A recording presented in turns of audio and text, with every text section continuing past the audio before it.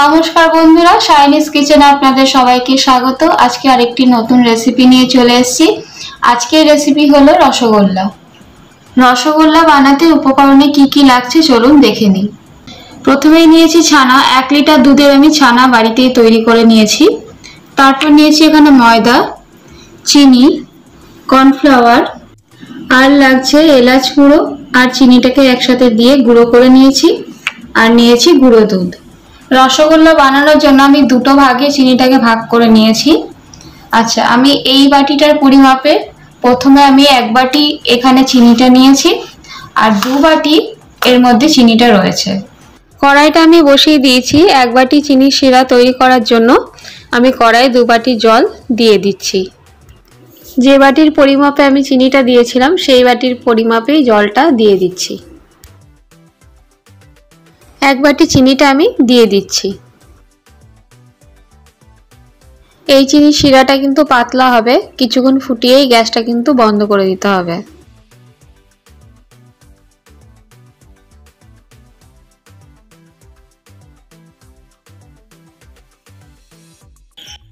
চিনিটা দেখুন গলে গেছে। এবার আমি 2টো এলাচ ফাটিয়ে দিয়ে দিচ্ছি।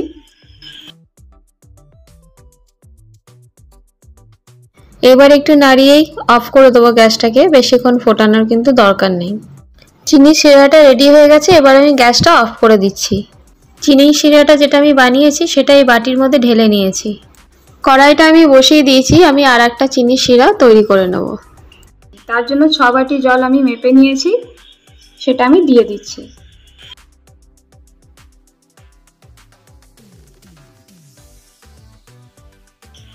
এই বাটির পরিমাপে আমি 6 বাটি জল দিয়েছি।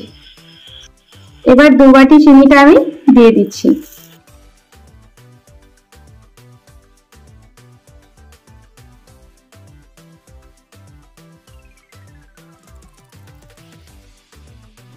মিষ্টির রসটাকে আমি স্লো আঁচে বসিয়ে দিয়েছি গ্যাসে। এবার আমি এখানে ছানাটাকে মেখে নেব। প্রথমে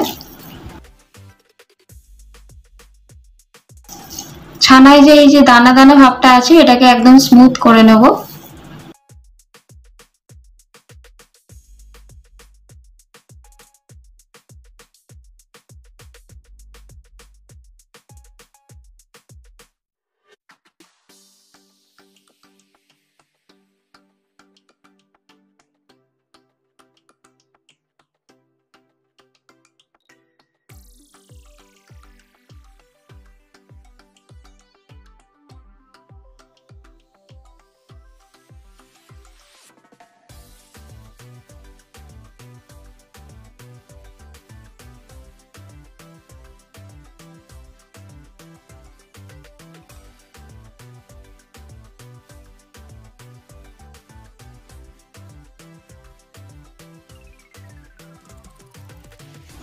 ছানাটাকে আমি 3 থেকে 4 মিনিট ভালো করে মেখে নিয়েছি।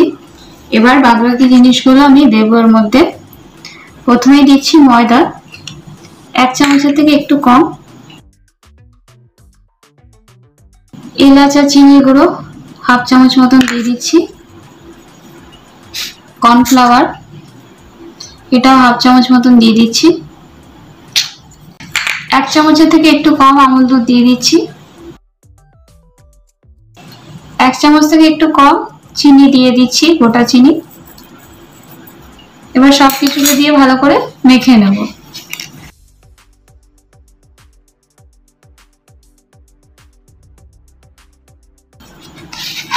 ময়দাটা দিলাম যাতে বাইন্ডিং এর কাজ হয়, সেই জন্য ময়দাটা দেওয়া হয়েছে।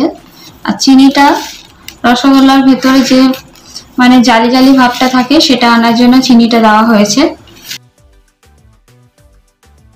এটাকে মোটামুটি 4 থেকে 5 মিনিট আরো মেখে নেব আমি।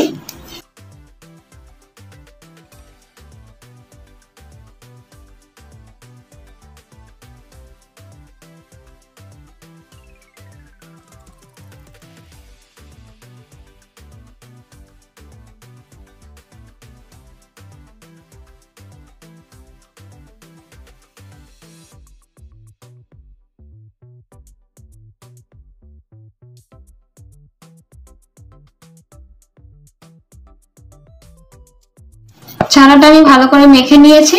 এবার আমি লেচি কেটে নিচ্ছি। একটু বড় সাইজেরই রাখবো।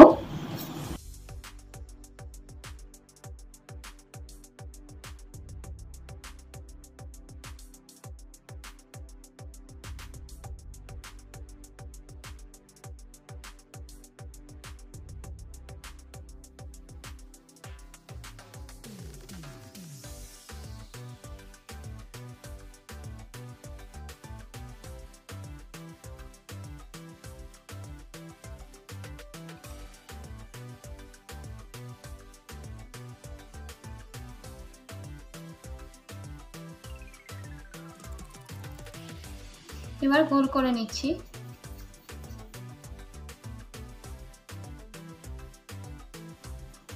এই দেখুন কত সুন্দর গোলটা হচ্ছে। এই যে আরেকটা গোল করে নিচ্ছি।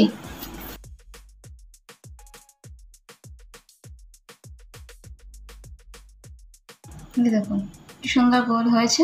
এইভাবে আমি বাদবাকিগুলো বানিয়ে নেব। দেখুন আমার সব মিষ্টিগুলো বানানো হয়ে গেছে।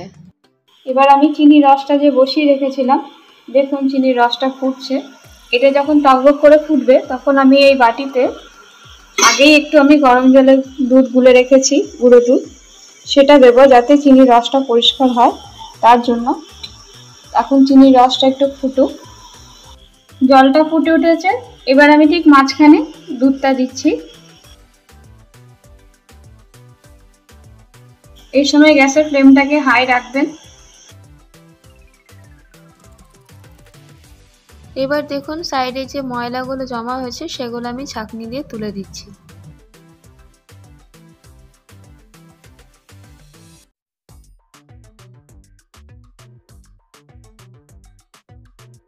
জলটা দেখুন ফুটে উঠেছে। এবার আমি রসগোল্লাগুলো দিয়ে দেব। একটু গোল করে নিচ্ছি একবার। এবার আমি দিয়ে দিচ্ছি। এই সময় গ্যাসের ফ্লেমটাকে কিন্তু একদম হাই রাখবেন।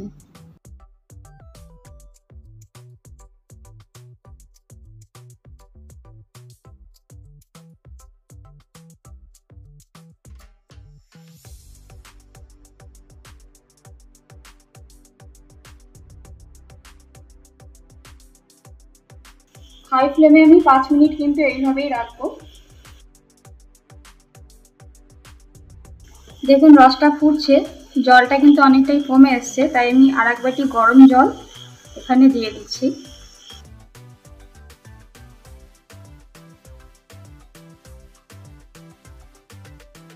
এবার মিষ্টিগুলোকে আরো 15 মিনিটের জন্য ঢাকা দিয়ে দিচ্ছি। মিডিয়াম ফ্লেমে আমি ঢাকাটা দিয়ে দিচ্ছি। 15 মিনিট হয়ে গেছে, ঢাকাটা আমি খুলে দিচ্ছি। মিষ্টিটা হয়েছে কিনা আমি দেখাচ্ছি। মিষ্টিটা সেদ্ধ হয়েছে কিনা তার জন্য আমি বাটিতে একটু জল নিয়েছি। জলের মধ্যে দেখুন মিষ্টিটা দিয়ে দিয়েছি। মিষ্টিটা কিন্তু ডুবে গেছে, তার মানে মিষ্টিটা সেদ্ধ হয়ে গেছে।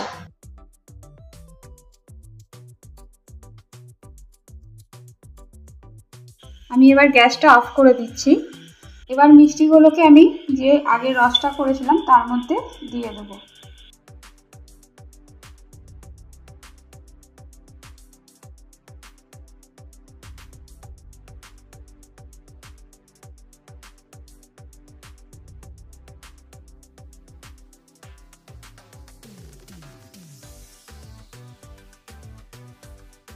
মিষ্টি রসে মিনিমাম 3 থেকে 4 ঘন্টা কিন্তু ভিজিয়ে রাখতে হয়। সারা রাত ভিজিয়ে রাখলে তো খুবই ভালো, 3 থেকে 4 ঘন্টা ভেজালেও হবে। এটাকে আমি 3 থেকে 4 ঘন্টা এইভাবেই রেখে দেবো। রসগোল্লাটা আমার তৈরি হয়ে গেছে, আমি সার্ভ করে দিয়েছি। যদি আমার রান্নাটা আপনাদের ভালো লেগে থাকে তাহলে অবশ্যই লাইক, শেয়ার, সাবস্ক্রাইব এবং কমেন্টের মাধ্যমে জানাবেন রান্নাটা কেমন লেগেছে। আজকের মতন ভিডিওটা এখানেই শেষ করছি। আগামী দিন আবার নতুন ভিডিও নিয়ে আসবো।